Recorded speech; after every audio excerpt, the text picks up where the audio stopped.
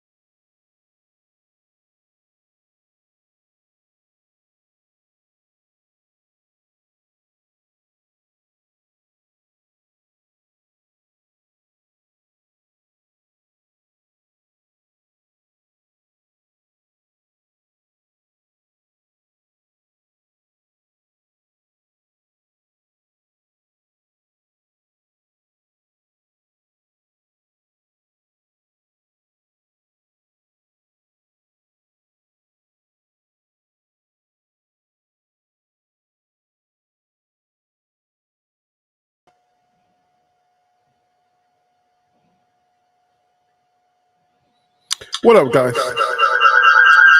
Hold up.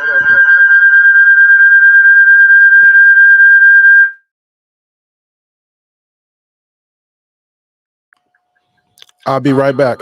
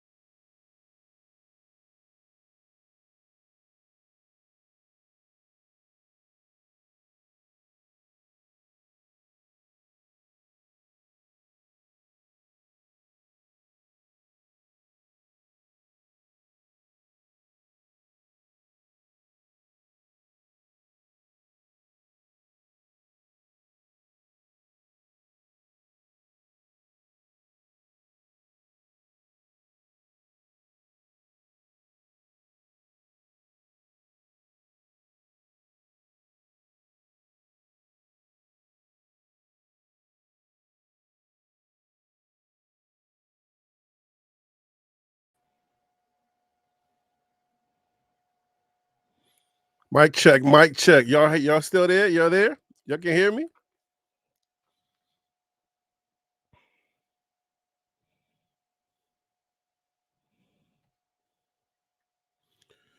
Microphone check 1 2 1 2. What up, Buff Nation? How y'all doing, man? I hope everybody's good. I'm having some technical difficulties out here, but I hope everybody can hear me. I hope y'all good out there. I hope y'all are having a wonderful day out there. Scoop Brooklyn, what up with you? What they gonna say now, Harry? It's been quiet in these YouTube streets.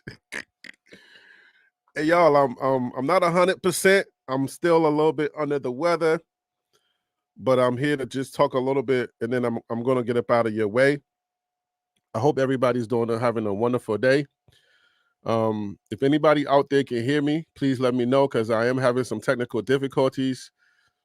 If you can just kind of log in and just give me a thumbs up, like, yo, Harry B, we can hear you. You good? Go ahead. Let me know, because I don't know if I'm good or not. I have no idea, because I know, like, I'm on a different browser than I started off. So anybody out here hear me, please let me know y'all can hear me. I'm going to keep talking to somebody, say, yo, we can't hear you, okay? So let's go. there's a couple of things that I want to talk about. I want to talk about, first of all, the upcoming game. We're on a bye week. For those of you who don't know, we are on a bye week. We're not going to be playing no games this coming Saturday. And then when we return, we're going to be playing October 12th at 10:15 p.m. That's crazy. Like a midnight game. Like what is this midnight game about? Colorado is the hottest thing spinning, and we're playing midnight games. Who's dealing with this schedule? Who is Colorado not supposed to? Were people not expecting Colorado to do what we're doing so far? Is that what it is? Because I mean, if y'all were expecting us to be, I guess, 1 and something at this point, we're not. We're 4-1. Maybe people were expecting us to be 1-4. So is somebody messing up with the schedule? I don't know what that is about. But this October 12th game is looking kind of suspect. And I don't know who's messing with the scheduling. Because we should be like, we're must-see TV. Colorado is must-see TV. Y'all agree out there? Colorado is must-see TV. I don't see. I mean, there's so many people tuning into Colorado games to either make sure we lose or to see if we win or whatever. And now, like, the heat is back up. So, hey, Jay, can you hear me? Am I good, Jay? Shirley Kimball, you can hear me? I want to make sure I'm good, guys. AP said, nah, Harry, we escaped CU to be. KMS, what up with you? Somebody tell me you can hear me. Anybody? Okay, Shirley said, well, we can hear you. Yeah. Okay, I'm good. Okay. Thank you, guys. I appreciate that. Now, because I'm having some technical difficulties.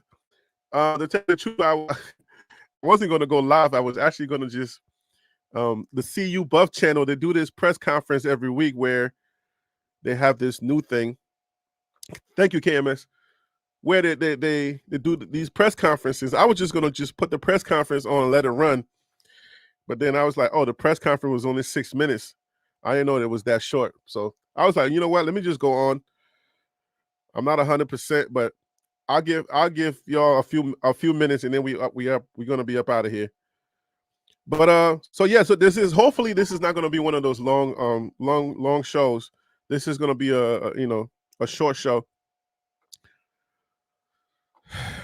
But let's talk about what we're looking at, because right now I don't even have anything.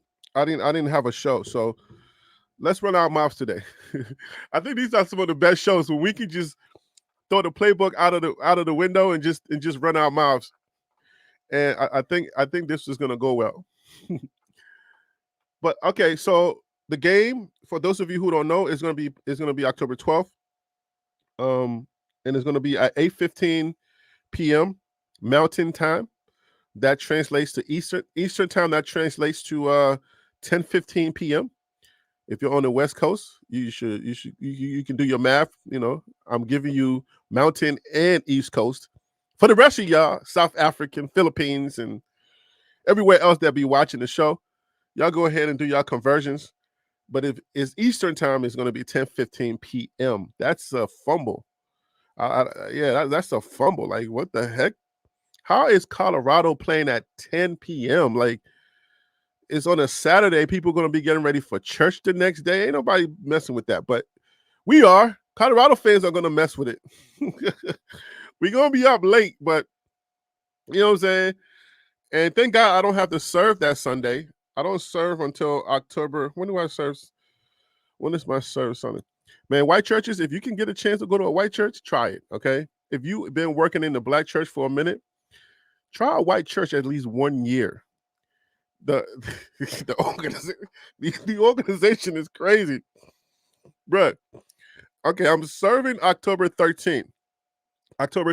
So I'm serving the very next day. So this is, it's going to be quite interesting for me.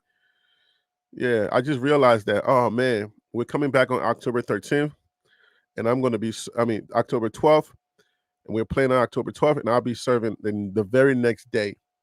So that live, I'm going to have to cut it out as soon as the game is over. I'm going to have to be like, yo, I'm good. Let's go. All right. So, whew, boy. Yeah, so that's negligent. Like, what the heck are we doing with this 12 o'clock, 10 o'clock p.m. game? So what do y'all think? What's in these streets? Let me talk to y'all in the chat. What's happening in these streets? What are y'all hearing? What are y'all talking?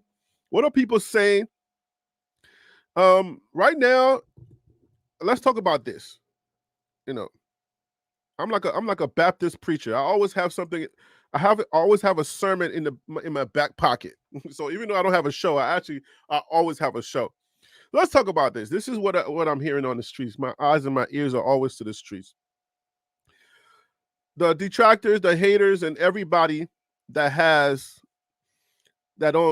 everybody, when Colorado is not doing well, they have the microphone to say every and anything they want to say. Like TD Jakes. I don't think TD Jakes is a Baptist preacher. TD Jakes is the non-denominational, so I don't think TD Jakes is a Baptist preacher, but definitely not like TD Jakes, okay? Nah, but for real.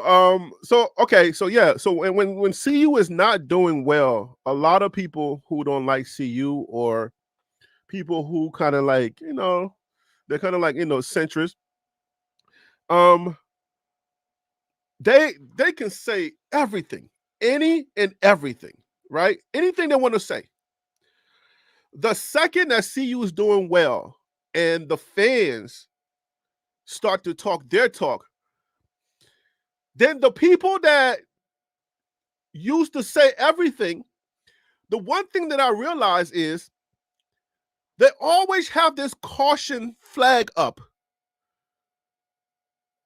It's like only they are allowed to talk. Like the microphone only belongs to them. All right? T Diddy? T Jitty. Anyways. All right, so yeah, it seems like these people only want they want the microphone to only belong to them. Because as a fan, right, you're going to have the people that hate your team, and especially if you're rivals, right? If you're rivals, then they're gonna, the rivals can talk if they beat you, but if you beat them, then you can talk. Then you got the mic. But for some reason, Coach Prime's detractors and Coach Prime's haters, it seems like the microphone only belongs to them. What do I mean by that? Whenever CU fans start to flex when we are winning, which we're supposed to do, the cautionary flag comes out of these guys. Oh, y'all hold on. If y'all keep talking like that, when y'all start losing, guess what's going to happen? So it's like, wait a minute. You can say whatever you want to say, but the second that CU starts to win and the fans do exactly what fans are supposed to do, which is flex, then something's wrong with us for saying something? I'm like, bro, come on now. Like, what are we talking about here? We are fans. We're supposed to blow when it's hot, remember? The fan only blows when it's hot. So when we hot, we're supposed to blow. So why y'all always coming at us when we're blowing? We are doing exactly what a fan is supposed to do. Blow. When it's cold, when it's cool, ain't nothing happening, what are we supposed to do?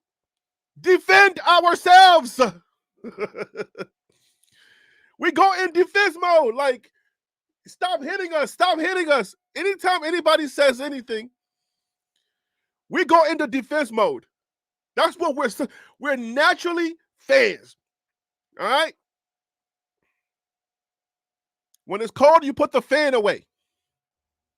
You tuck it into the closet, and you go defense mode. You get some blankets and start to defend your skin. That's how it works in fandom. All right? You try to get warm. But when it's hot, you're supposed to blow, bro. There's no pause here. I'm not pausing nothing. The fan only blows when it's hot. So I don't understand, guys. I'm not feeling too well. I would usually be spazzing a whole lot harder than this. But the more that I spaz, my chest, because the cold has migrated from here now. Well, I still hurt in the face, but now it's in my chest where all of that congestion is.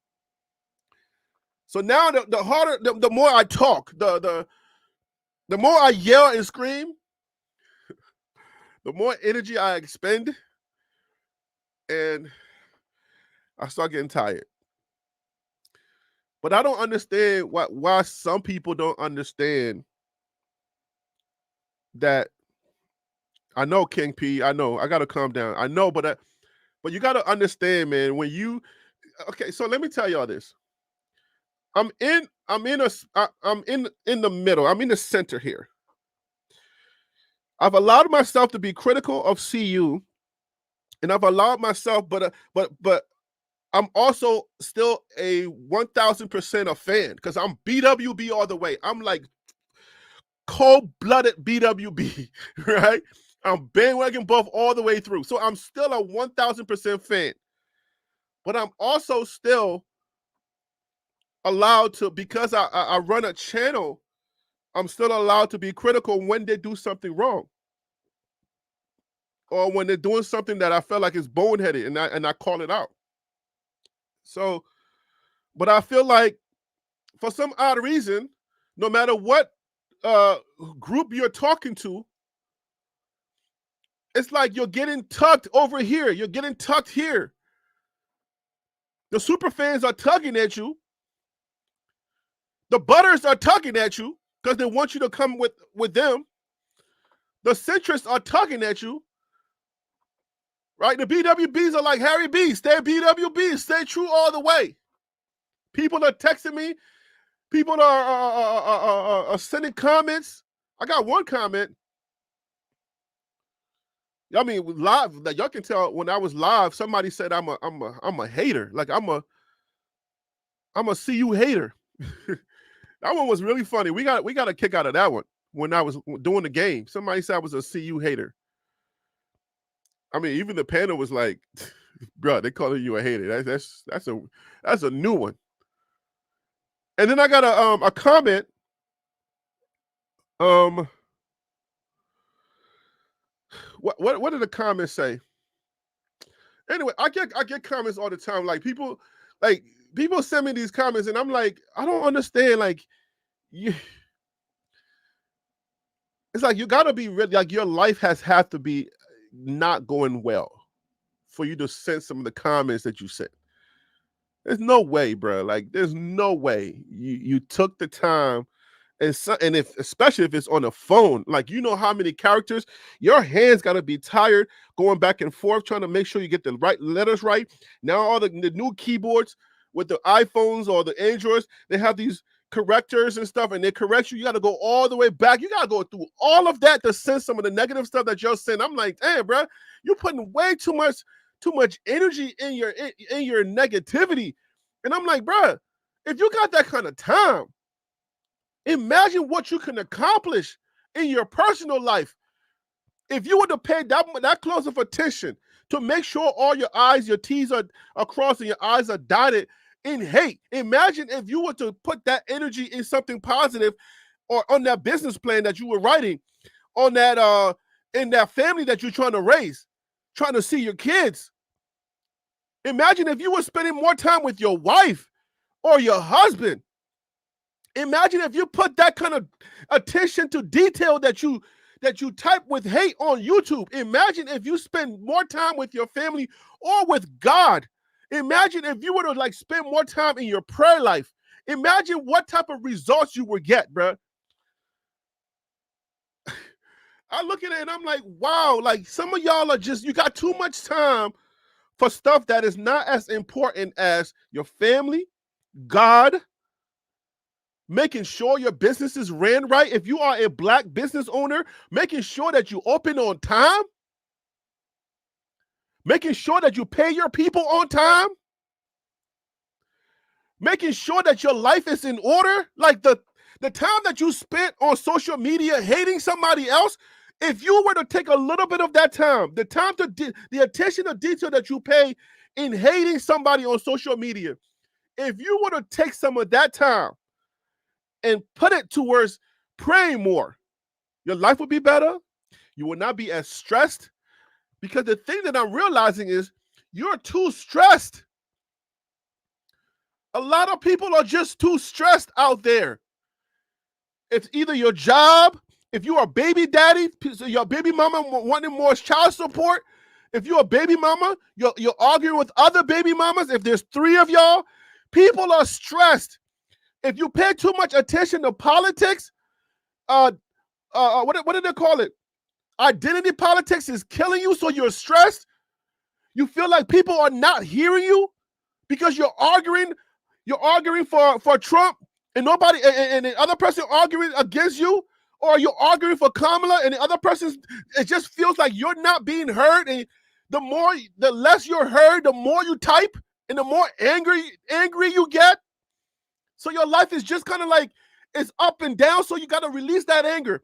That hate goes towards Colorado. It goes towards my YouTube channel. It goes somewhere. There's too much going on in your life, bro. Oh, girl, there's too much going on in your life. You're too stressed. Relax. Go take a walk. Take your kids if you're a baby daddy, your time is on Wednesdays, Fridays, and not Saturdays, Sundays. Surprise her. Show up. Go pick those kids up on a whole nother day. Just because I want to. I want to take a little bit of time off of you. I understand you got a lot going on. Let me just give you a little bit of a break. Let me give you a break. And vice versa, if you're a baby mama, and every single time those kids get home, you're saying something nasty about the daddy, do yourself a favor and just be like, I ain't saying nothing bad about that man. Better yet, I ain't even going to say nothing about him this time. I'm just saying, you're too stressed. The reason why you got a lot of haters and you got people is because when you spend so much time, like, do y'all see me anywhere else on social media? Besides every now and then I'll comment on some under a YouTube video. When I'm doing that, I'm making money. If you see me commenting under a YouTube video, I'm making money.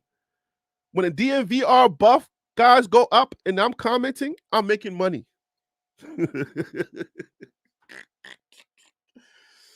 Oh my God. When you see me on Twitter, I'm making money. Other than that, you're not going to find me out there. I promise you. You ain't going to see me out there. You're not. It's just because I'm busy. I got businesses to run. I'm in class right now. Like I'm taking a new class right now. That's why my schedule's been kind of crazy. I'm taking classes. I'm trying to advance myself. So I'm too busy to be hating. And plus, even if I wasn't busy, when I wasn't that busy, when I see something, because I'm so confident in myself and who I am and who God has brought me to the point that I'm at right now, I ain't got time to be like, if I see something, man, like and let me say this, man. I'm not going to finish that last thought.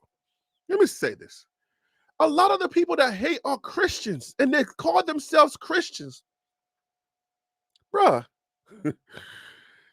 check your Christian card, my guy. Yo, if you're a Christian and you are hating that much, something's happening. You're in a backsliding position. You haven't connected with God in a long time. Because the Christian, for those of you who don't know, the Christian has what this thing called conviction, where your conviction stops you, helps you to live a better life with your neighbor. That's the true Christian now. Let me just say that. That's the true Christian. Because a lot of the Deion Sanders folks call themselves Christians. But boy, you should see how they talk to people online. Sheesh. And the other and the haters as well. Now, I'm not just talking about Deion Sanders fans, but I gotta talk to both sides. Because my pastor last Sunday, a couple of Sundays ago, I didn't go last Sunday because I was sick, was preaching about how we deal with politics. They never deal with that stuff in church, but this time they went in and they said, "Man, this is a very high stressful time in our society, in our communities, because it's election year. Election years, people lose their moralities, their dignity, their Christianity. They lose faith because the person living next door they're arguing with. I like Trump. I like Harris. I'm a Democrat. I'm a Republican.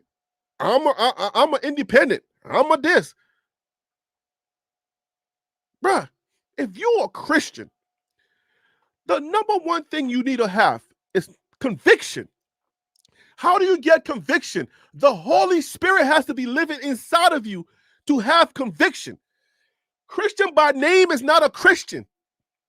Because you say you're a Christian doesn't make you a Christian. Prime example. I'm at my son's game, my son's practice, day one. The coaches, GDs everywhere.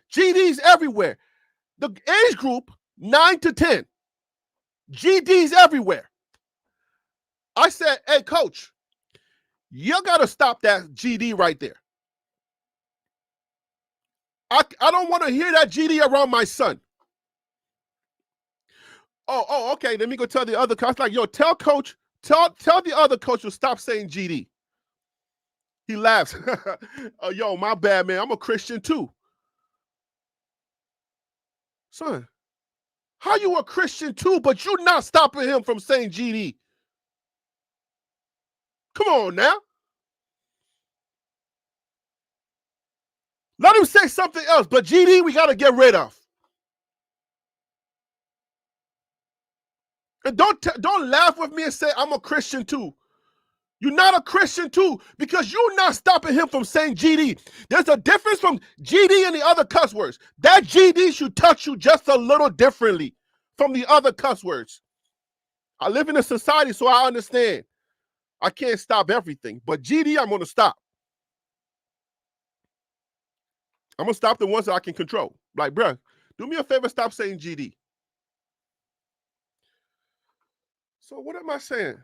Yo, y'all Deion Sanders supporters, y'all got to chill.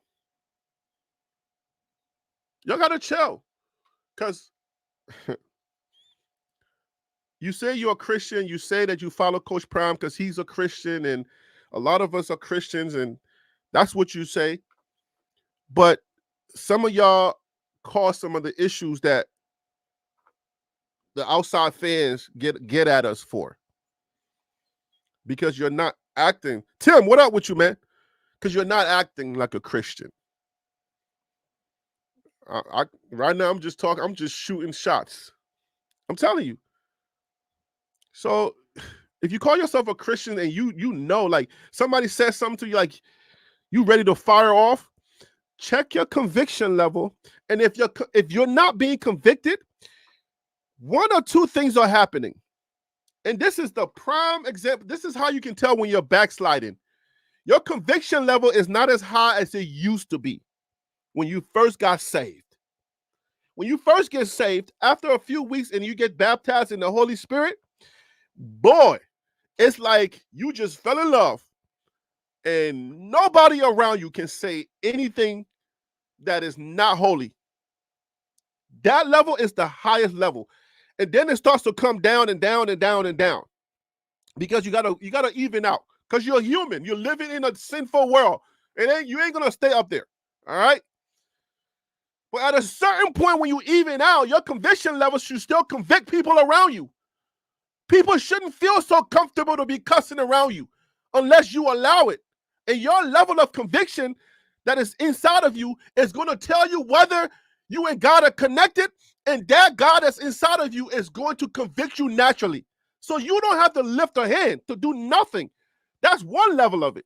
The other level is just stuff that you allow yourself as a human being. There's certain things that people can't say or do around me. Because I'm a grown man and I got a mouth to tell you, hey man, I'm not comfortable with you doing this or that. Simple as that. I do that here on this show. I tell grown people all the time, hey man, don't cuss around me.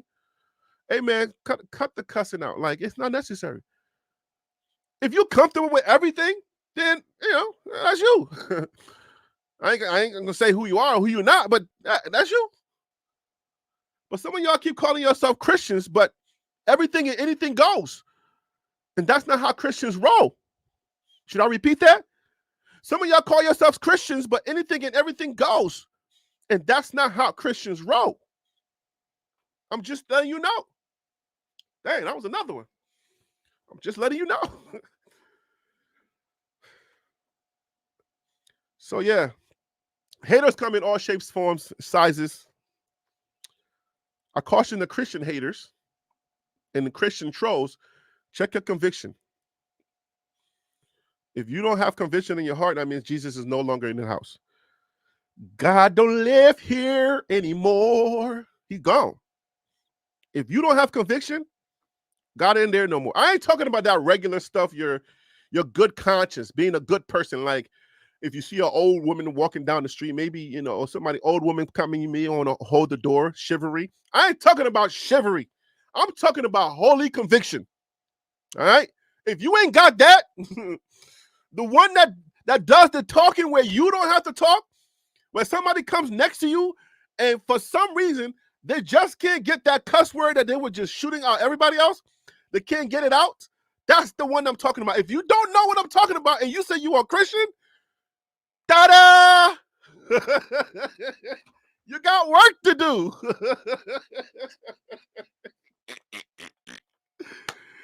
I love this channel. Oh, oh man. I can preach again.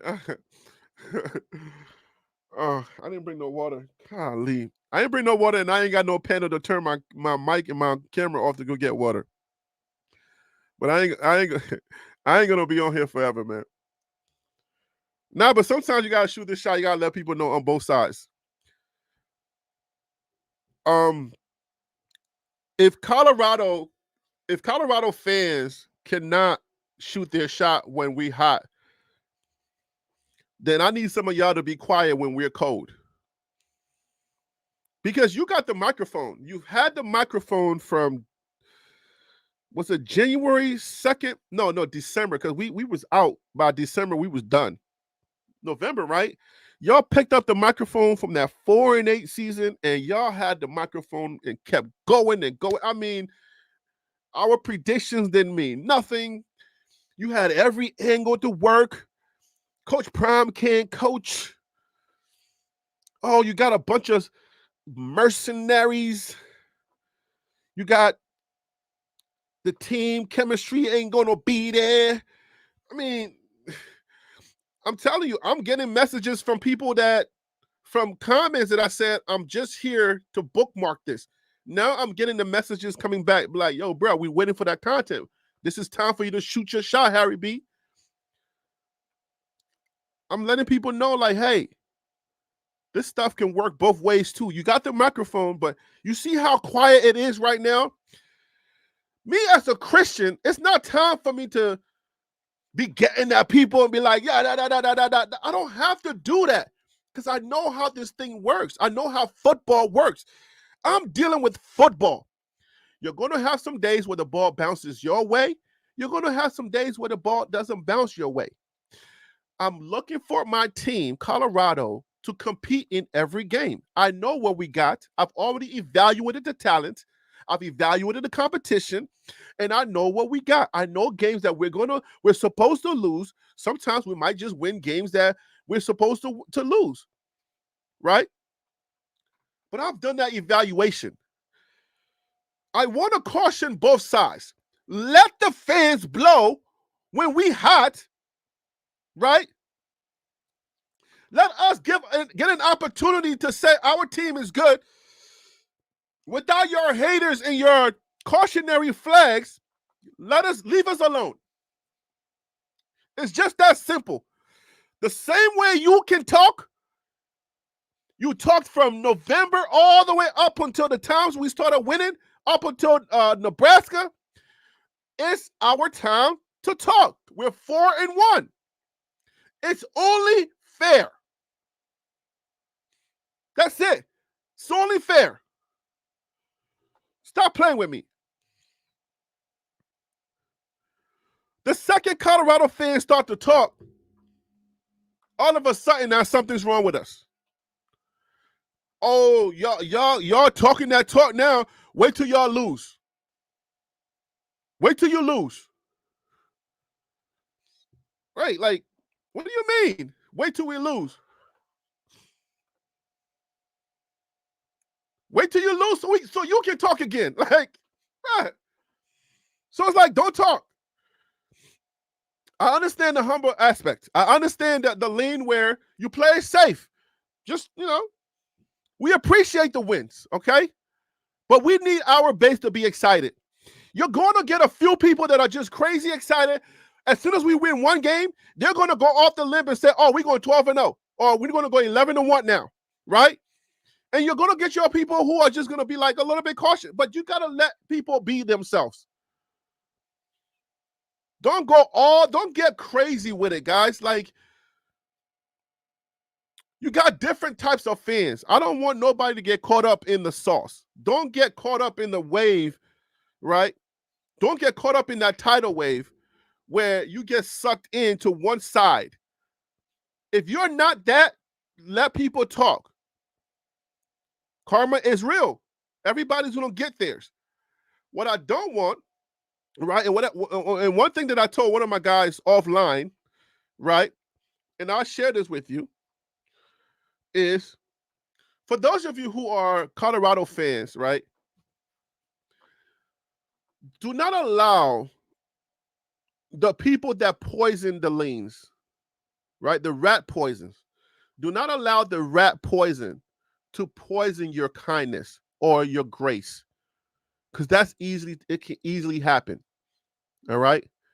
For those of you who are the football purists who are out there who want to have, I use Surfer Boy 3000 as an example. Football purist wants to have football conversation. He's not going to hate or love or hate. If it's football, we can talk football. But let's be realistic about football. Let's not go too far out on the limb and making all these unrealistic predictions and stuff like that. Let's just have a good football conversation. There's a lot of y'all out there. And for those of you who, when you hear the super fans talk, if it bothers you to a certain extent, please do me a favor and do not let that poison the love you have for CU. Because then what that love does, what that poison does, it poisons it in a way where it causes you to now start secretly thinking that Colorado should lose so you can see what happens to those people. If you love us, the ones that are in the center, that are centrist, right? If you like us enough, focus on us enough. Don't let the cringe, don't let the far out people ruin it for the rest of us who love football, who want Coach Prime to win. Stay right here. Don't let those people poison you, because what naturally happens with human beings is the hate you have for those people who are not rational. It poisons and it blurs the lines for you, and then you secretly start thinking like, man, I hope CU just takes this L just so I can see that person burn. And then now all of the positive energy that I'm giving my team, all of the positive energy that I have for me and my team, your negative energy is blurring that line, is burning that up. And our relationship is now like, hey, bro, like, I thought we was here. Now you're like, you're doing too much. Like, you feel me? So I'm just saying, stay in the middle somewhere. Don't allow the hate or the energy you have for the people that are just outlandish right?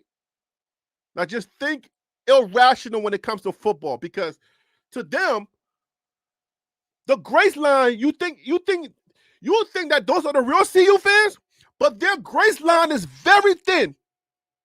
It's lose or win it all, or it's win or I don't have no grace for you. Win or you suck. Do good or you're bad. It's like that's not how football works. But again, that's how those people are. But to them, rationally, they think they're the real CU fans because they don't criticize when things are going well, right? But boy, their vengeance when things go wrong. Whew.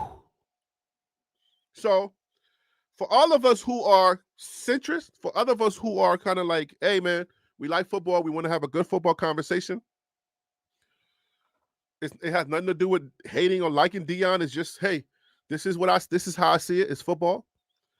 Please do us all a favor and don't hate those people into wishing that the team would lose. I'm going to repeat that, okay? Do us all a favor, please, if you can. All right? Don't allow your hate for those people, all right, turn into energy that causes you to wish that CU will lose to spike them. That's a message for a group of people out there. Okay?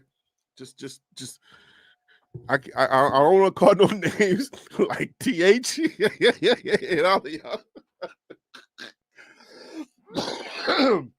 I don't want to pick on TH and other people out there. Oh boy.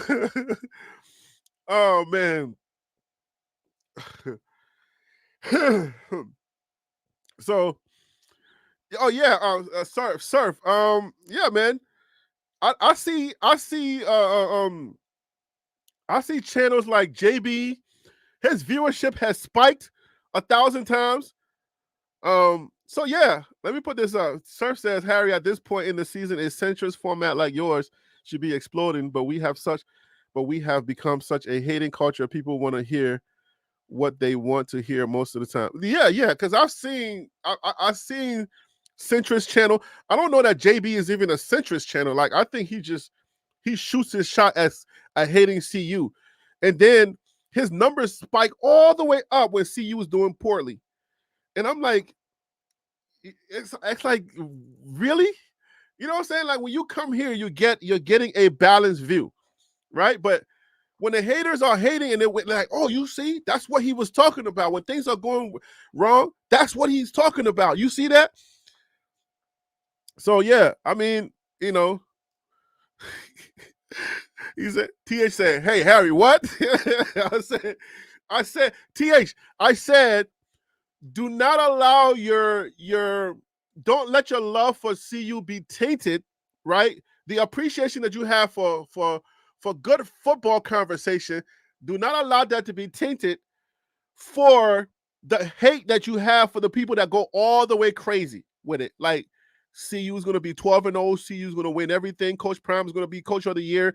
All of our players are going to the NFL. When you hear that, I know you cringe. So don't allow the hate that you have for unrealistic people. Don't allow that to be tainted for the love that you have for CU. That's what I'm saying. I just said TH because I know you came out. You was like, the first mistake CU made, CU's going to lose. So I'm using you as an example, but because you're here. So don't take it personal. I was just using you as an example. But I know that you like to be realistic about your football conversation. I just use you as an example. But yeah, man, I mean, I don't think at this point, he said it's hard sometimes. I know, man. I know.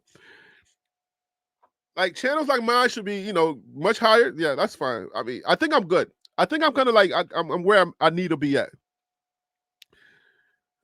He hates on the Chiefs. I've seen some weird things that's been allowed for the Chiefs, but I'll leave that alone.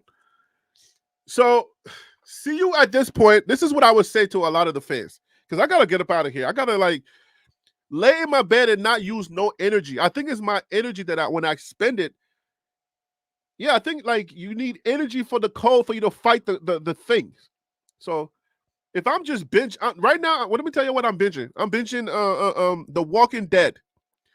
So I'm still in the first season of The Walking Dead. Nobody, don't say nothing, don't ruin nothing.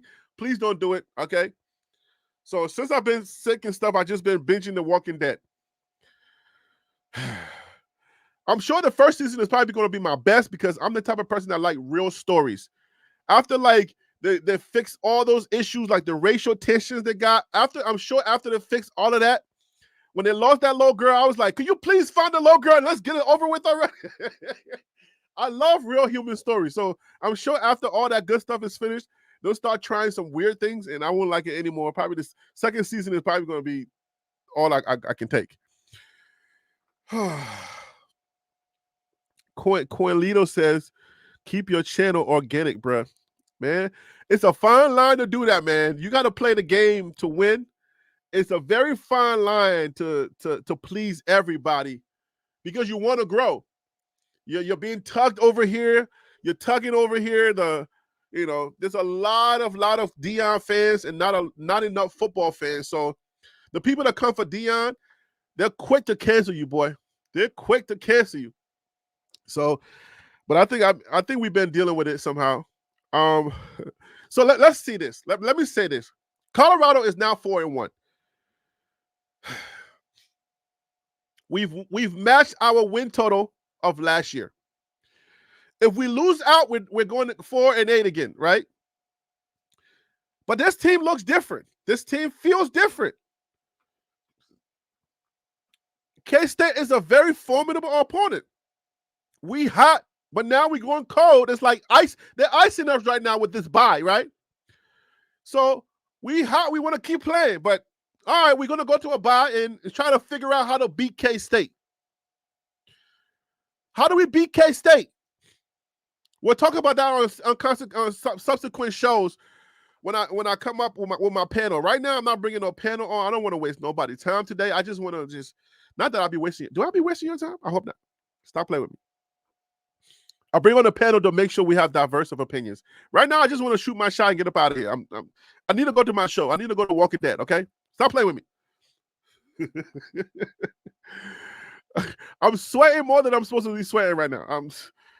And I'm breathing a little hard. Forgive me, guys. I want to caution the fans, but I don't want to caution you. I don't want to muzzle you. Shoot your shot, man. We hot right now. Talk your talk. In talking your talk, don't be overly exaggerative. Just talk your talk. Say everything that's happening. Don't jump into the future with your talk because you don't know the future. But say everything that's happening. Yeah, we on right now. Flex. Do everything you're supposed to do when you on. We don't know the future, so we cautiously say, hey, when we talk about the future, we say, look, we give you all the facts about K-State. K-State got, of course, I'm not going to remember their names right now because I'm not feeling too well. They got 31. I'm just going to say his number. All right. They got Dylan Edwards. They got AJ Jefferson.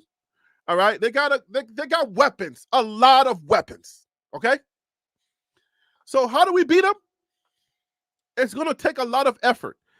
I think coaching is going to win that game. If the coaching staff that showed up in the UCF game, sorry, not UFC. I knew I was going to make that mistake. The UCF game. It's a U.S. University of Central Florida. USF. USF? Lord have mercy. USF, I think. Man, I got to do these shows when I'm feeling well. Let's put it on the screen. UCF. Thank you, God. UCF. Okay, there it is. If the coaching staff that showed up in the UCF game shows up, we have a chance. They got to coach well. This game, talent-wise, I think we're evenly matched when it comes to talent. Our running backs can run. We know that they can run. Our wide receivers can catch. We know that they can catch. Our quarterback is going to be better. That's one leg we're going to have up on them. I think everything else is going to be even. So we will have the better quarterback, right? Slightly, okay? But everything else, all the departments that I'm looking at, I think it's going to be even. I think they don't need a Travis Hunter. They got a couple of people that can make a one Travis Hunter. So, this is an overall analysis. It's not like what I'm saying? I'm not going too much into depth, but I know that they got talent. So it's not like we're going to outmatch them in talent. So we're going to be all right. But because Colorado is on a roll right now, because we're playing good football, that was our very first time playing. Like, I know in the press conference, I know that Chuck Shermer says that we haven't played a complete game, which is a great sign for me. I appreciate him saying even though we believe that was a complete game. Did I say Chuck Shermer? Jeez Louise. I got to hurry and go. Pat Shermer. God almighty. No relation, okay? Chuck is politics. Pat is football.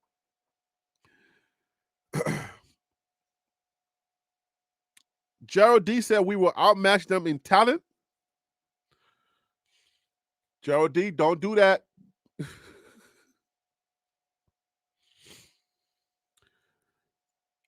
Dre said, Harry, did you say we have the better quarterback slightly? Yeah. The reason why I say slightly is because quarterbacks, you don't need a superstar. All right? AJ Johnson, he's a serviceable quarterback. He's a functional quarterback, and he can get the ball where it needs to be at.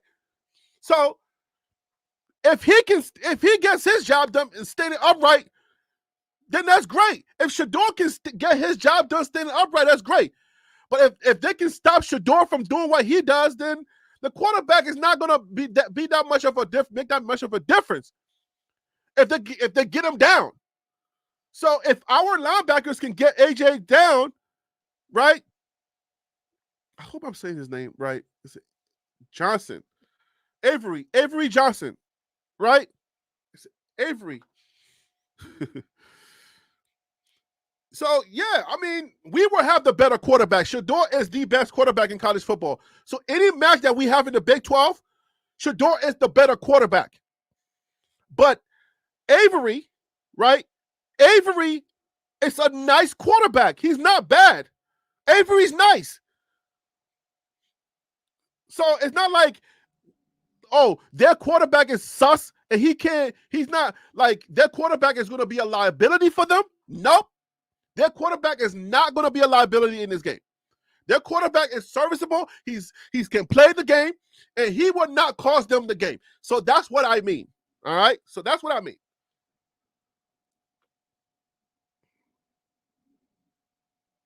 Okay. So when you're having your conversations out there, the only thing I ask you to do is just like be responsible. Understand the football conversation, the bigger aspect of football. People make predictions based on not emotions, but people are making predictions based on talent, on-field talent, and it goes all the way from the talent to the coaches. That's how people are having their conversations. So a lot of the conversations that are had, you know what I'm saying, it's the people that are unrealistic, people that don't know football. They're emotional, so they're making emotional decisions, or they're having emotional conversations. How they feel about our team. Oh, we're doing well right now, so everything's going to go right. Right? So that's where I'm just like, just be careful when you're having that conversation. Don't fall into that category of people that when, God forbid something starts going left, now we're like, X, Y, and Z. Colorado is very talented. So it's not like I don't flex on people. I can flex all I want because we're hot right now. I just want our team to continue to show up. And my thing is, if we continue to show up and compete, I don't know a lot of teams that can beat Colorado head to head when it comes to competition if we can do the things that we're supposed to do, if they don't stop us from doing what we can do. And it's all on making sure that Shedeur Sanders can do what he does. After the very first drive, once I realized, oh, Shedeur is going to be able to do what he can do, I was like, oh, then I'm like, oh, it's going to be a long day for the competition. If I know that they're not coming for Shedeur, like in the UCF game, I'm like, oh, it's going to be a long day for him. If y'all don't remember, I predicted that game to be a 40-point game. All right? So I need to see, hey, can K-State, is K-State going to get at us so much that we can't move the ball? Once I realize, I'll know right away whether we can compete or not. So my predictions are always going to be football related. It ain't going to be no emotion.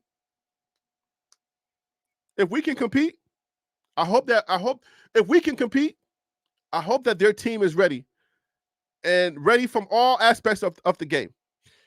It ain't going to be their coach is going to have to do everything right. I'm telling you, if Colorado can compete, basically, if Shedeur can stay upright, right, then the other team, I can say this with confidence, the other team has to do everything right. We, on our end, we can make more mistakes than them, but they are not allowed to make mistakes. That's how good Colorado is. And I will argue this with anybody. This is where my confidence lies. If Shedeur can stay upright,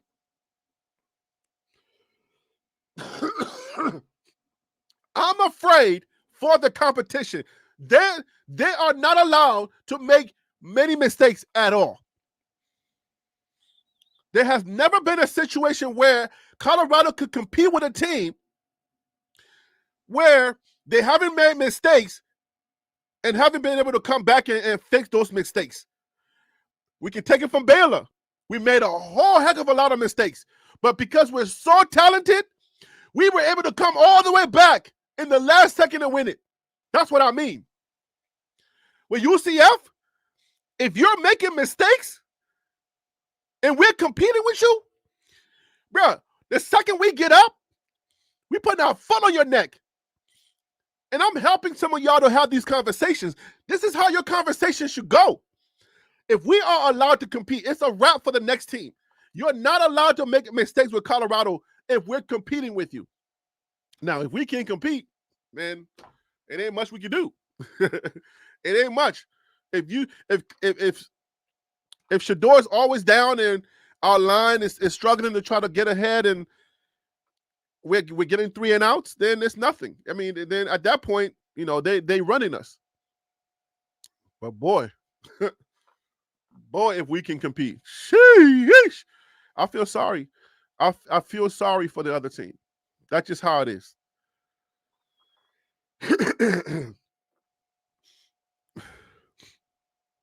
Dre, what up with you, King P? I said what's up with you already. I think I did. Surf, what's up? TH is in the building. Geraldine is in the building. Marty Mills in the building. Well, Marty Mills might be gone. Quinlito's way. Is that crypto? Quinlito's way. That's an interesting name. When was the last time you saw the movie Carlito's Way? Love and Liberty, what up with you? How you doing, my guy?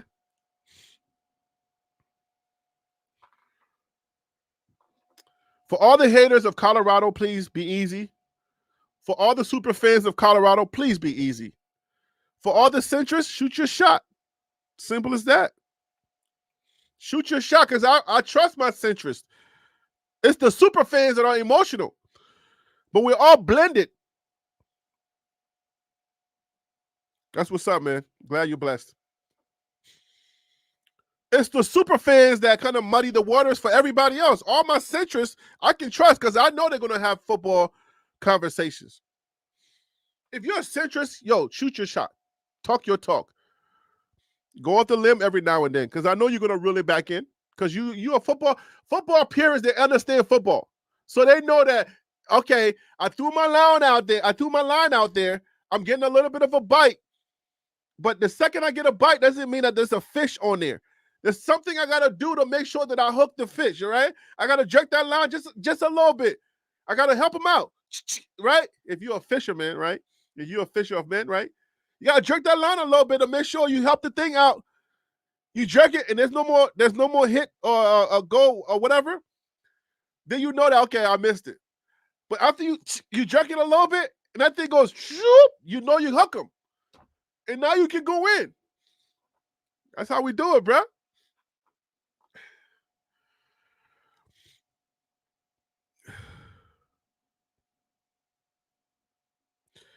Have you talked about how the Buffs really only played one losing half with Nebraska? Now, today I've just been talking about mostly about people having conversations and haters and whatnot. Harry, the super fans are deaf when it comes to what you are asking them to do. They are emotionally involved and don't want to oppose online to have honest conversation about the team. I mean, yeah. So, I mean, when somebody is not aware of something, you make them aware, and then all of a sudden they'll start being aware. That's what I do. That's why you don't really see me condemning people a lot. You know what I'm saying? Like, because, I mean, there are times where, like, I'm ignorant to something, and then somebody brings it to my attention. It's like cars, right? I guarantee you, if I say the name of a car right now, you will see that car out there at least 3 times before your day is over. All right? Tesla. All right? If you're driving and you're listening, I bet you're going to start seeing Teslas. Okay? If I say a GMC truck, you'll probably start seeing GMC trucks. So, yeah, it's the same thing goes the same way.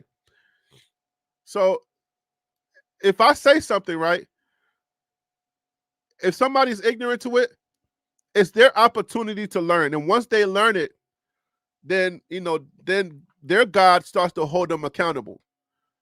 Because if you're ignorant to it and you don't know, then it's hard for somebody to hold you accountable. But if the second that you learn it and you're like, oh, okay, this is how it's supposed to go, and then you don't want to adhere to that, then that's different.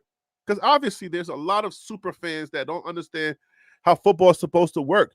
And they also don't understand that the grace that they're applying is not necessarily a grace of football, but it's wins and losses, right? It's not like, oh, like if the team loses all the games, then you got to blame somebody. You got to blame somebody. It's going to be the offensive line, the OC, Coach Prime. So that's what it is. It's always something to blame. This team is no good. The whole team is no good? Wow. Like, if the whole team was bad last year, how did we get a couple of guys into the NFL? If the whole team was bad, right? For you to have a whole team bad, we have a wide receiver, number 89, with the Arizona Cardinals. You know why I remember the number? It's because of the year that I came to America. Number 89 with the Arizona Cardinals, his name is Xavier Weaver. We put him into the NFL. He's playing. So, if the whole team was bad, right, then how is it that people don't get into the NFL? But it's just like, that's the thing. It's like the super fans, the ones that just are here for Prime, don't want to hear nothing negative, nothing critical, right? And some of the reasons why I'm probably not going to be invited to the cookouts is because I am critical. It's because I'm trying to make sure that we're having honest conversations, all right? You would never hear me say anything that's hateful to the team. Anytime somebody on my panel or on my channel says anything hateful, I always check them, because now you're no longer making an assessment. You're creeping into the hate. You are making an assessment based on something we haven't seen yet, and you're saying X, Y, and Z is not capable. Like, a Coach Prime sucks. Like, hey, come on now. So that means when you say he sucks, he's no good, that means that you're making a determination that he is not capable of learning from his mistakes. He should not make any mistakes, right? He should be perfect. And if he's not perfect, if he's making all those mistakes, then he should stop talking. And it's like, wait a minute. But you're not like that. If you look at your life, you've said a lot of things that you were not able to do. Ask your spouse. Don't take my word for it. Ask your kids. Is daddy perfect? Is mommy perfect? Ask your friends how perfect you are.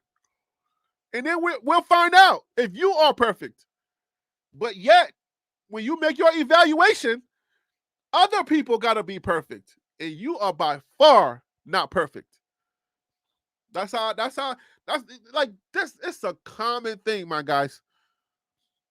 It's just a simple way to live life. Just a simple way to live life. I don't project my inabilities. All right. I don't project my shortcomings on nobody. I try not to, at least. If I'm not able to do something, I would never say another man cannot do it. Right? Anybody can have a YouTube channel, but if you're not able to make it go, then I'm not going to say, oh, you suck. Because I know that it takes a little bit more than just just you having a channel. There's a lot more that goes into it. There's a lot of favor from God that's involved. Some people call it luck, whatever you want to call it. So I will never say I'm better than anybody else, because you can try it and it may not work. This might be your third or fourth channel. Ask around. I'm telling you, you try different things and it doesn't work. And then all of a sudden you try one thing and boom, it works. That's why you don't judge people from a certain distance. You don't know the person. You don't know what issues they're having. You don't know what troubles they're going through. And then you just type your hate, boom, send it. With no responsibility, just send it. Boom. Ooh, I got him now. I'm going to get him now. And you have no idea what that person is going through. Be careful how you talk to people online. Be responsible.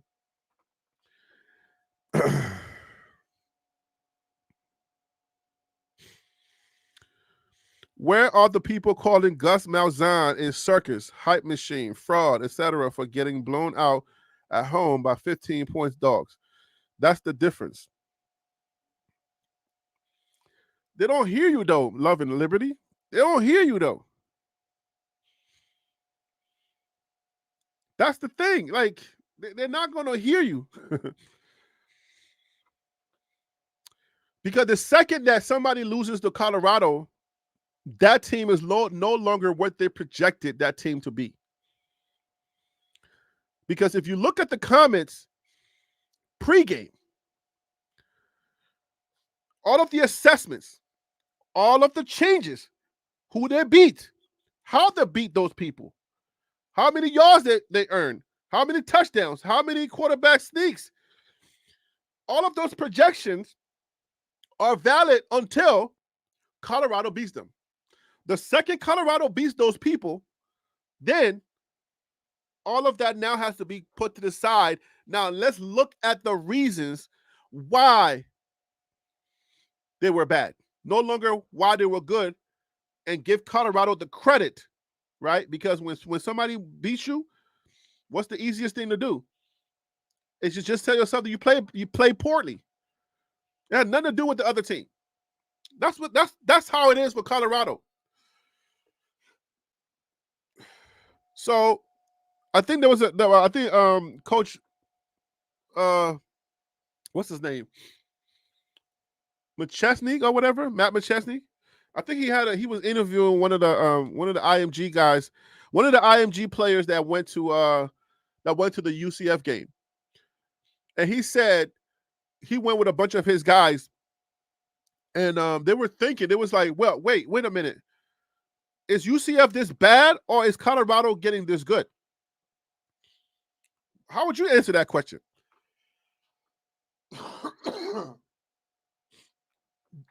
Do y'all think the UCF that we played is the same UCF that people were evaluating, or do you think Colorado is really getting that good? Because that's the question that a lot of the recruits that went to that game were asking. They were confused. They said, it's hard to tell. It's hard to tell whether the team Colorado that we're watching is really like that, or if this UCF team was gas. I'm sure UCF was good, but Colorado had their numbers that day. So Colorado came out of top.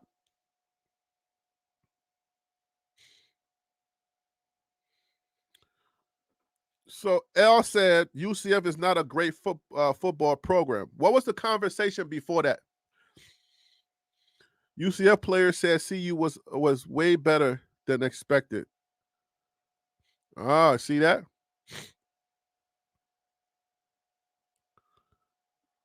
Dre says UCF is solid. Let me put these on the screen. UCF is solid. Styles make fights. If UCF gets behind, it's hard catching back up, running the football. Okay. And then Love and Liberty says UCF players says CU was way better than expected. So did Baylor. They've only lost one half of football this season. Nebraska home, Sharks and scheme them for 30 minutes. Okay. So yeah, I think I said that during the live stream, during the live reaction to the game. I have that every game. Every game we have a live reaction show. I don't show the game, but you watch it at home, and then you can come on here and hear us talk, and we can react to it lively.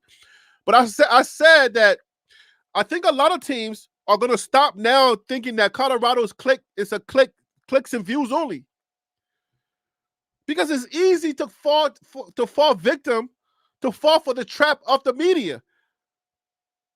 It was Michael Irvin that said in his post-game commentary, he said, shame on those people that evaluate the game and that put people in position to lose money, people who are bettors, because of their disdain for Coach Prime.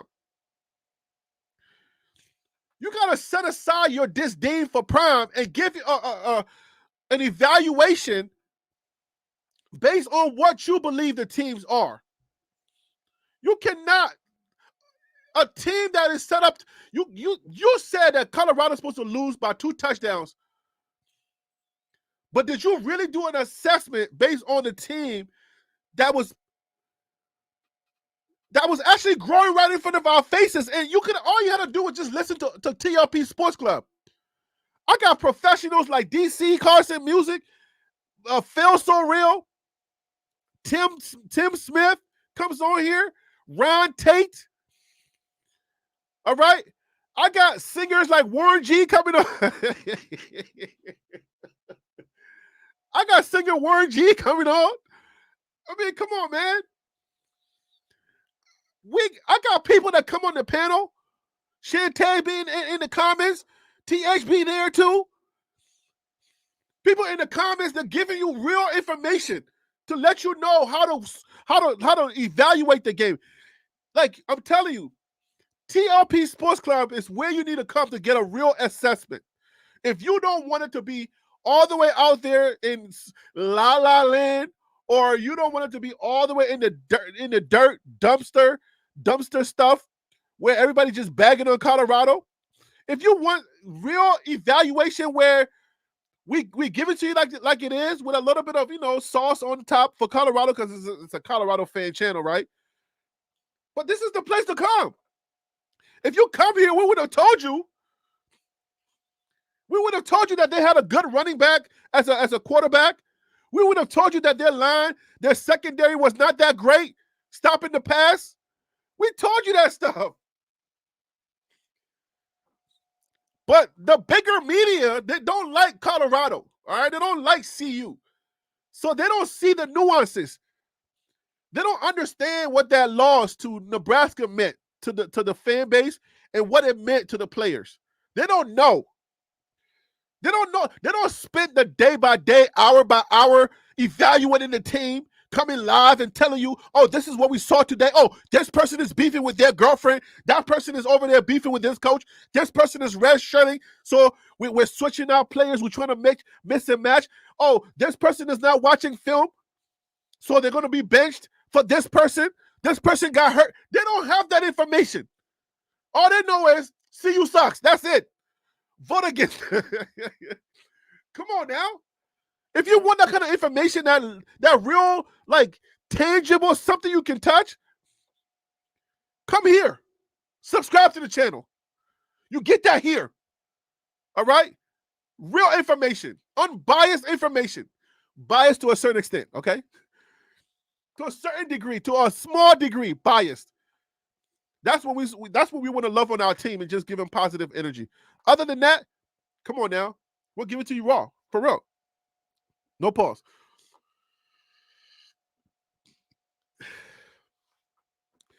But yeah, people are not going to do their job. They don't see all the nuances that we see. We talk about the nuances.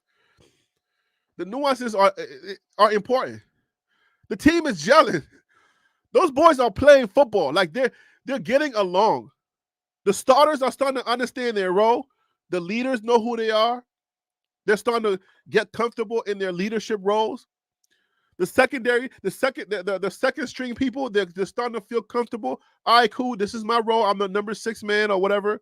I know that I'm I come in there when I need to help my guys, and I'm going to support them when I'm not in there. I'm going to give them positive energy. I'm not just going to be on the sideline falling asleep, texting, right? That's important. So the team is starting to understand who's who and how we're going to win games, and they're all starting to lock in. That's important. So for you bettors out there, come to this channel. If you want to have nuanced conversations to understand how the game goes, if you want to know the central conversations, come here. This is your place, all right? TLP Sports Club is the place for you to get real information. You're going to walk away with really good information about the opponent and about our team. That's just how we do here. For real. That's it. We got 2 superhumans on CU's team. That's all we got. We got Shedeur, who's a superhuman, and we have Travis Hunter, who's a superhuman. Everybody else, do your job. All right?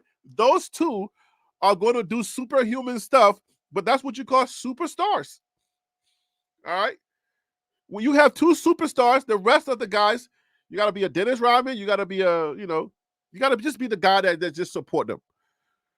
And a team that doesn't understand that, and the second guy thinks he's the number 1 guy, but he doesn't practice or he doesn't prepare like that, you're upset that Travis Hunter gets he's off on Mondays, Sundays, or Mondays or whatever, and Tuesdays, and you want to get that same privilege, but you don't prepare like Travis Hunter. You don't watch enough tape. You don't have his ability. Like, come on.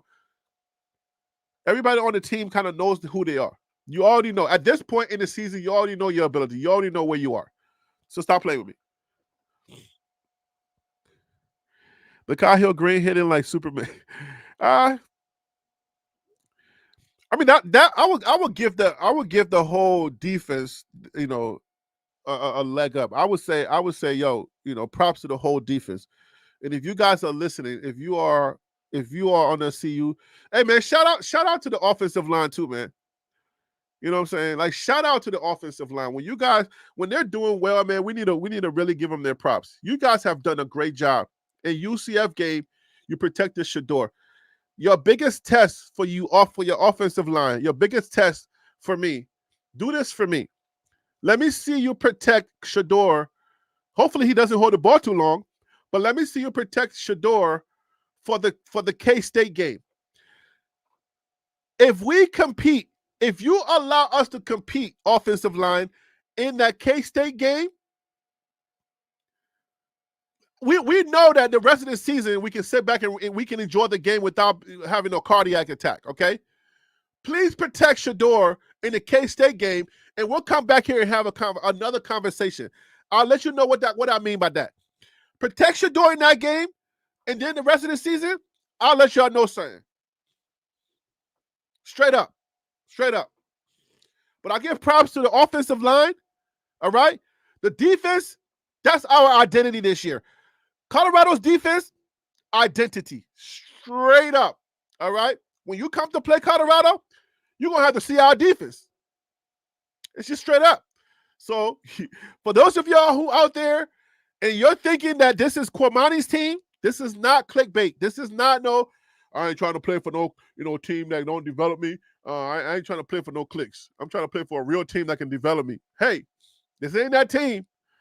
Forget about the noise, guys. When you're preparing the opponent, when you're preparing for Colorado, y'all better forget about that noise.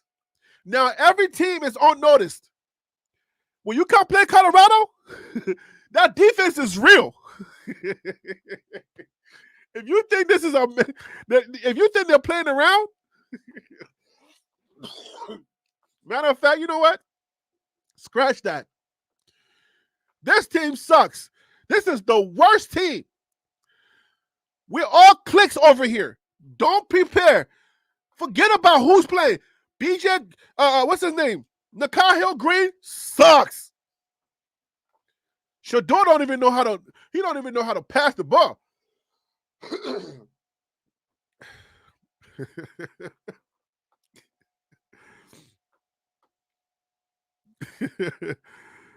Oh man. He said, and Cormani's at Florida. Yeah. Yo, I'm not feeling well. Let me get up out of here, man. I'm tired. I wish I had a time to put my panel on so they can flex today. But sorry, guys, I don't have no time to put no panel on, so I just want to shoot my shot today.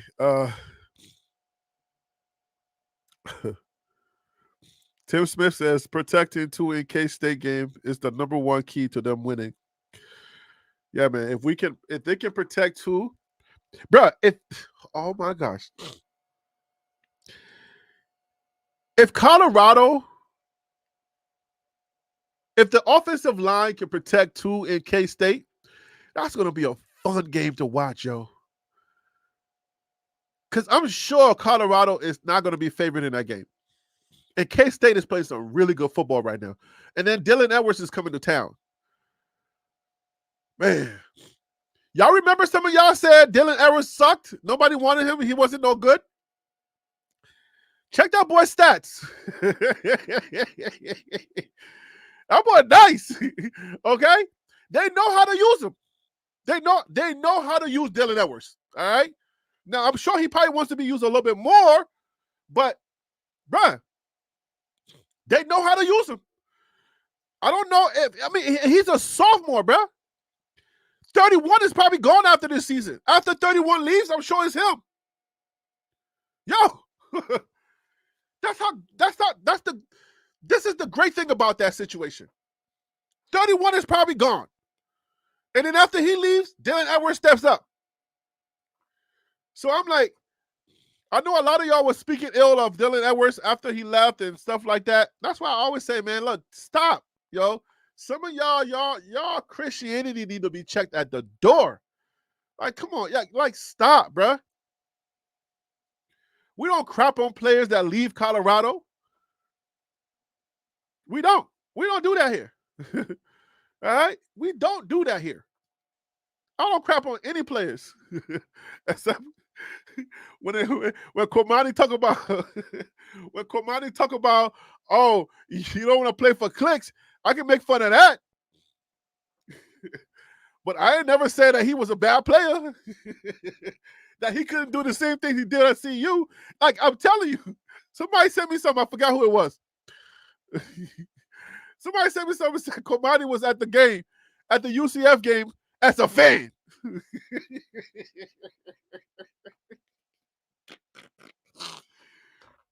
Cormani has not. How many Cormani videos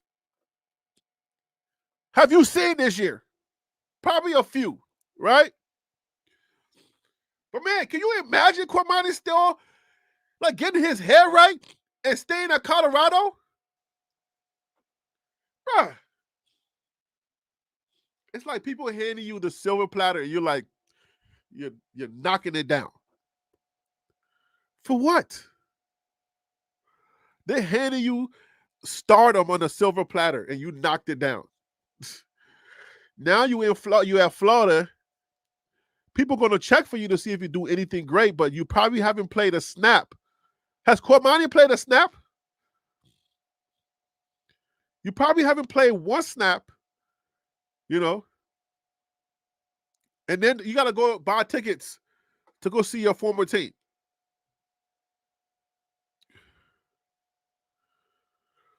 I'm telling you, man, it's, you know, it's life. Everybody got to deal with it. Ryan, what you say?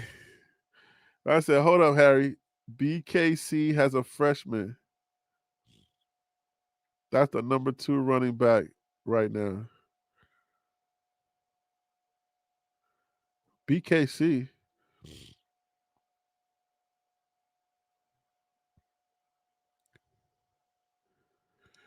Mike said, I don't know what BKC. What are you trying to say? I don't know acronyms, guys. I'm not that savvy yet.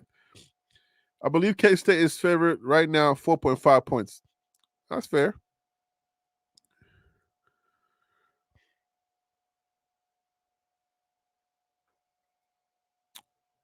They didn't teach him football at Colorado. Okay. Yep. Florida's going to play UCF next. But Cormani's not going to suit up. He's not going to play in that game. Sad, but, you know.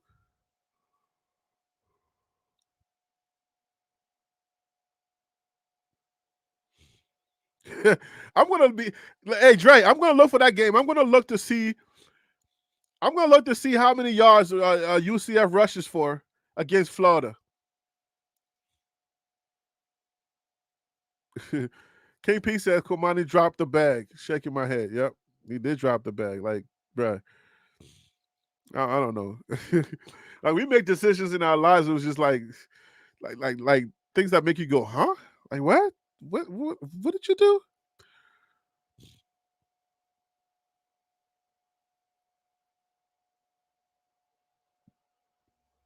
And they're in teaching football at Colorado. They want other to teach them that and send them to Colorado.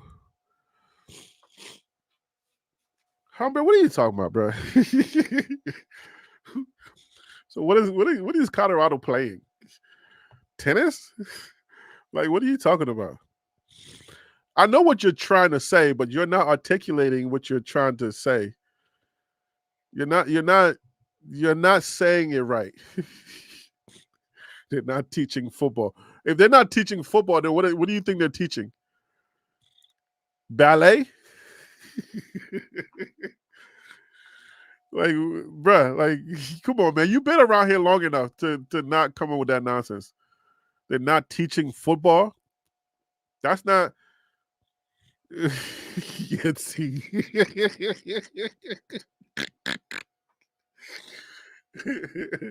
Like, who are you talking about, homie? You know what I'm saying? Like, what are you talking about? Oh, man.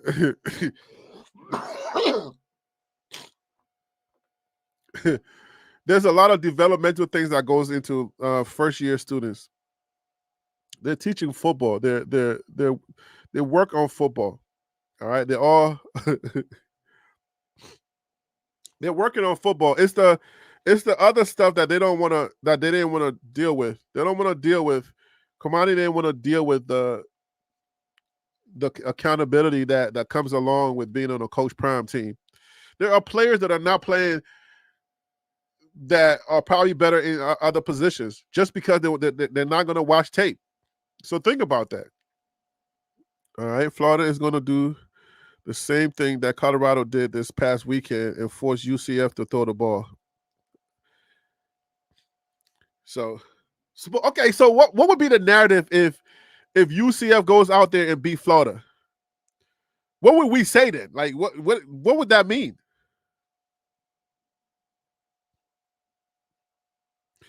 Oh, so Love and Liberty says he is trying to say CU is a lot smarter than other programs. I see what y'all doing out there. I see what you trying to do there, Love and Liberty.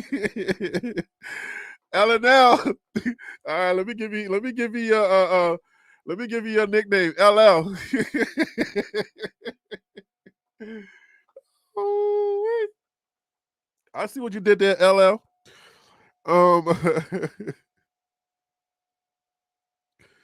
Harry, that's a heck of a narrative. The narrative about Florida now is that they are no good in the SEC.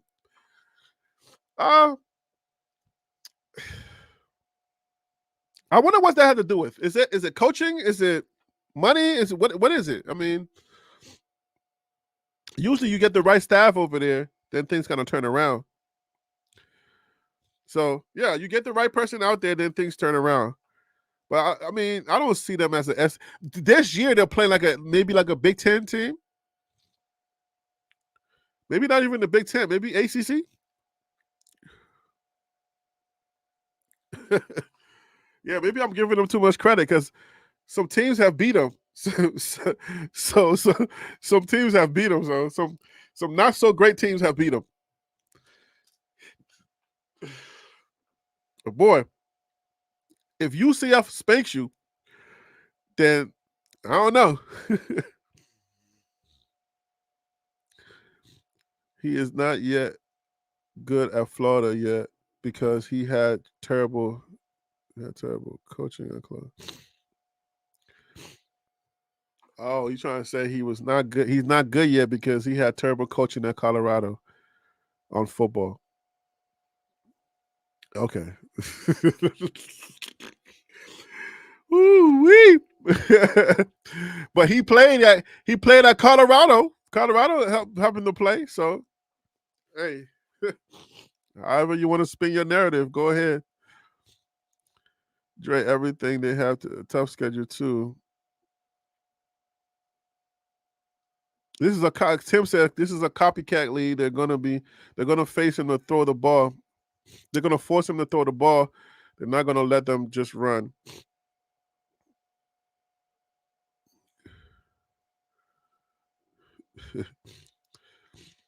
Dre says, so Humbre, what does that have to do?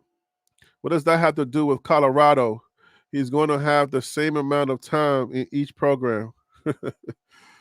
Hey, they better hurry up and teach him football. Whatever Colorado didn't teach him, they better hurry up and teach him because his star power is going down, boy. He better hurry up and get up on the field. Because there's an era like a 17-year-old at Alabama that won the game for them. 17 years old. Alabama that won the game for them. Who taught him football? Who taught them football? Right? Like, if you're coming in as a 5-star, there are 17-year-olds all around the country. 17-year-olds all around the country that's coming in, right, in the SEC, and they're beasting. So, if he's that good, then he should be able to go to as a 5-star, a former 5-star, go do what you're supposed to do over there. We give him an opportunity to play here. So I don't know why you're putting all of the marbles on Colorado. Colorado didn't teach him football. You think these 5-stars come in? And what about Jordan Seaton? What are we talking about? Why am I even spending my energy on this?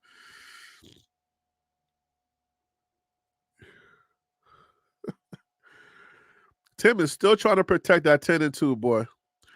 Man, y'all 10-2 is in trouble, bro. They're icing us for K-State, and it's at 10:15, Tim. The game is at 10:15 p.m. on the East Coast. Bruh, everybody gonna be asleep, yo.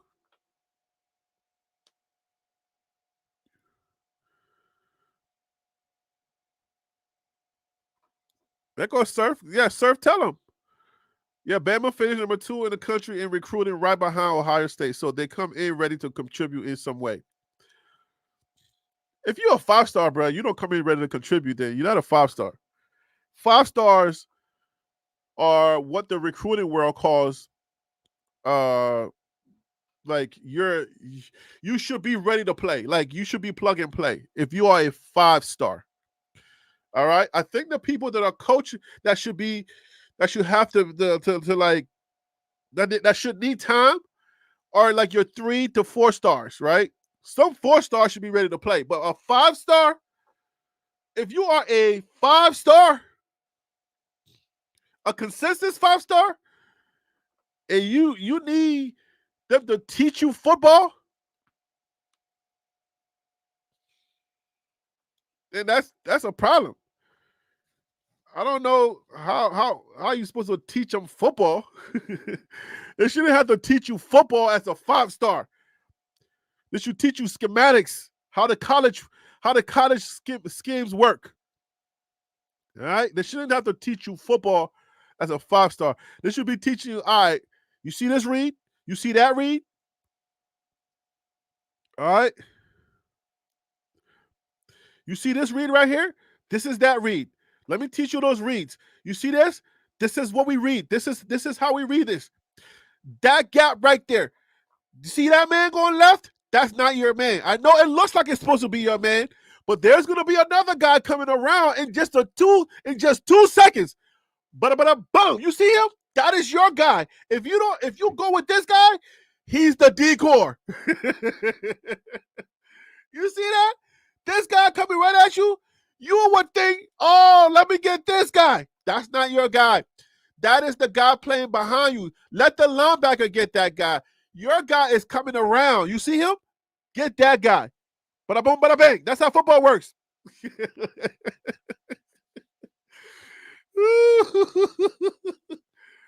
Oh, man.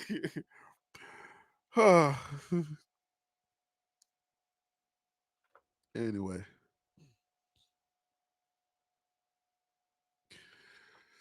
All right, guys, let me get up out of here, man. You can see in that Georgia versus Bama game, they weren't both young. They were both young on both sides of the ball.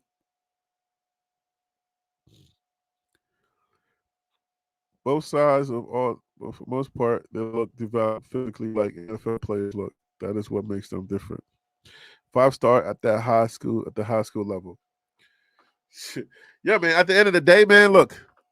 When you're a 5-star, they are recruiting you as a 5-star to be ready to, you're gonna make mistakes, right? But they want you to be able to play some snaps. They want you to play a lot of snaps as a 5-star. 3 stars, 4 stars, you gotta develop a little bit more. You know what I'm saying? But 3 stars, they come in with a chip on their shoulder, so they usually play better than some of your 4 and 5 stars. So it's kind of weird, but that's just how life goes. But yeah, man. One thing I want to say in that Bama game, and this is a conspiracy. I'm just gonna put it out there like this. This is my conspiracy of that Bama game. I feel like DeBoer was like somebody called DeBoer and told him to ease up because hear me out, okay? This is my conspiracy. I feel like somebody made a phone call and told Kellen DeBoer to ease up. Don't say what. All right, to ease up because he was exposing the SEC. He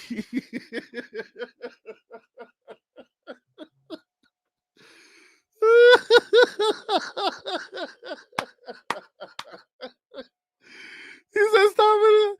The SEC didn't call no Bama." Yo, how you know I was gonna say that? Yo, how you know I was about to say that? Did you read my mind or y'all been talking about that?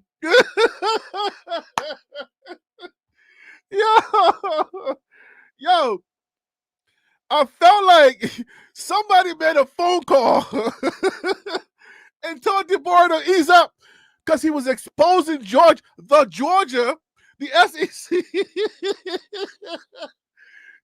And he needed to slow. Did you realize in the second half? Yo, I gotta go. I'm so full of mucus right now.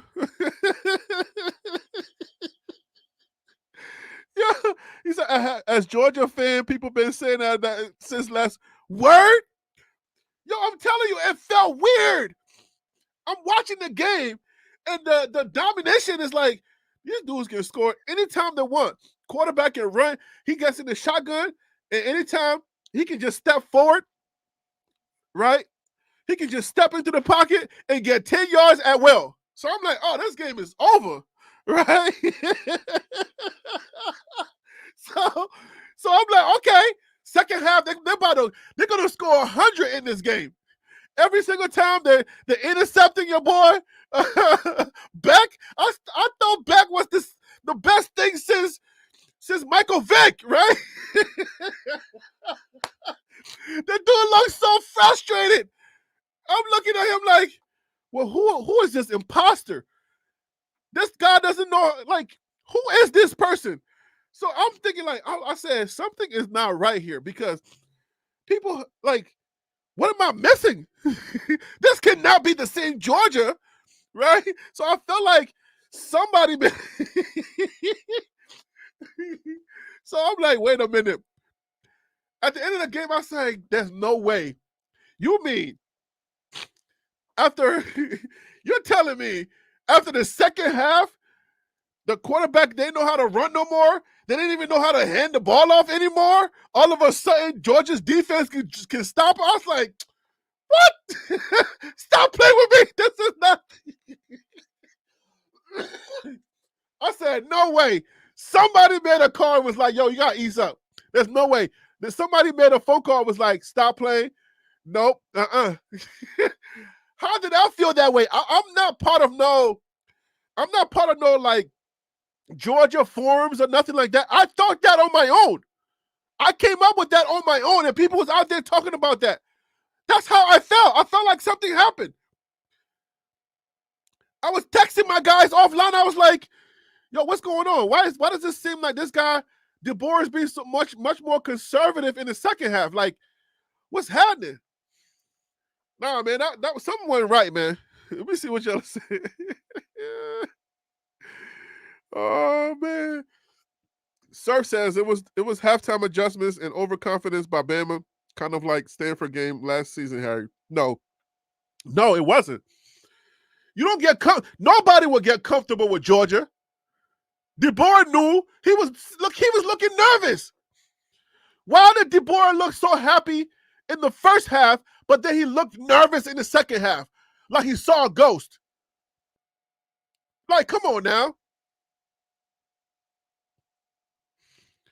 They protected the.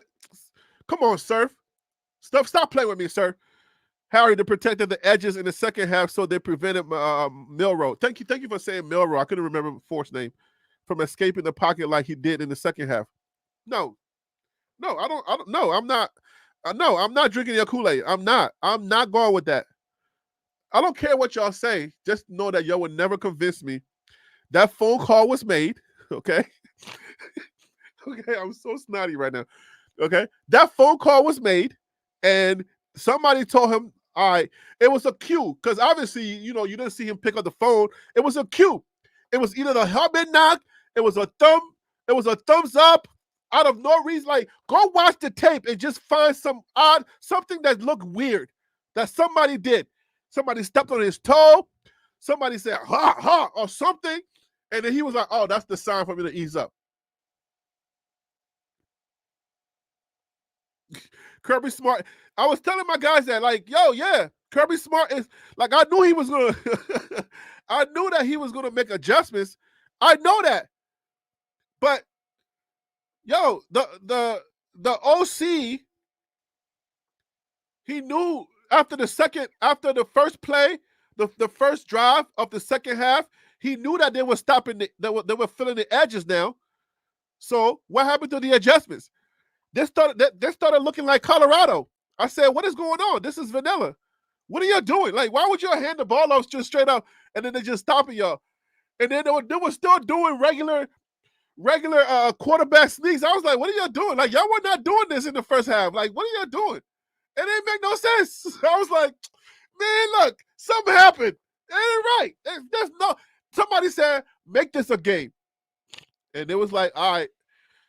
So, yeah, I'm telling you, sir. Y'all don't believe it, but I'm telling you, something happened, man. I know y'all like Georgia and all, Kirby Smart and all of that stuff, but they were getting exposed. And Kentucky almost beat them. All right? I know y'all want to protect your SEC, but Kentucky almost beat them. So Kentucky is pretty nice, right? Kentucky is pretty nice. They're known for basketball, not for football. How they almost beat Georgia? Okay. And then Alabama, like, should have scored 100, but then eased up in the second half? Okay. Okay. Y'all the football people. That's right. I mean, Kentucky's nice, so okay. All right. So y'all can have it, man. I'm not feeling well, man. Let me get up out of here. I'm not feeling well. I'm about to go. I'm about to go get out of my studio, go in my bed, and go watch my Walking Dead. I think I'm on episode. I forget what I'm on. But anyways, the little girl, she got bit. Okay, that's where I'm at. The little girl, they finally found her. She got bit. I feel better now because at least this. Look, I worked on that movie, that TV show, Kidnap. I think I told you this before, but I worked on Kidnap. Right, that was one of the first movies that I worked on when I got to Hollywood. And I was asking, I was like, okay, so let me get this right. So Kidnap.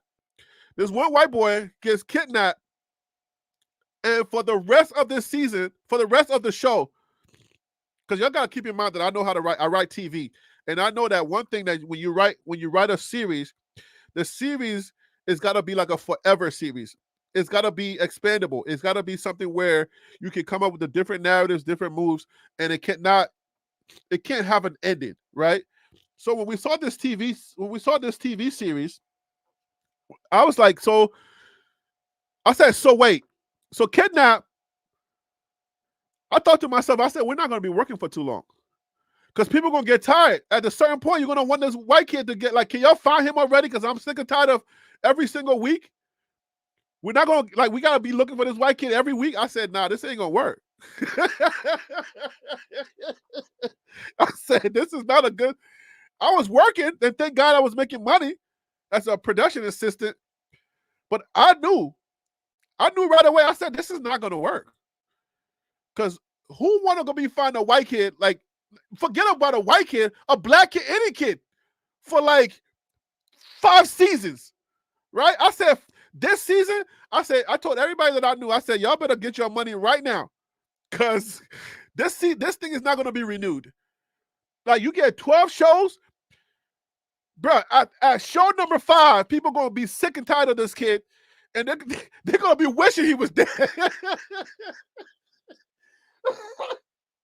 Yo, I said they're going to be wishing this kid was dead after episode number 5.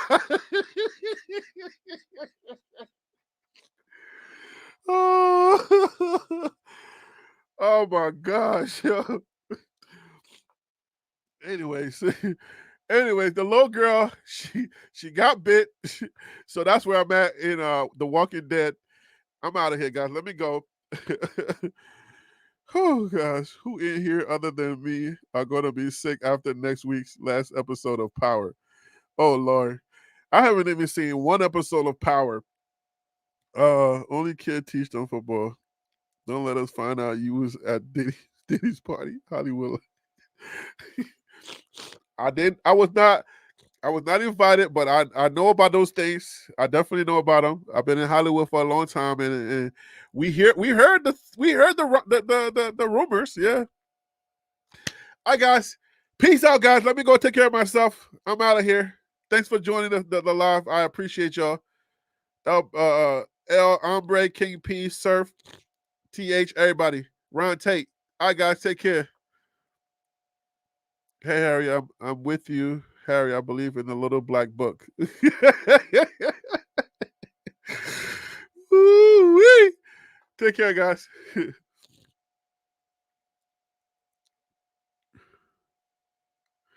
Love and Liberty says, I'm going to do a live YouTube tour of CU campus this afternoon. All right, guys, go check out Love and Liberty. Let me put this on the screen.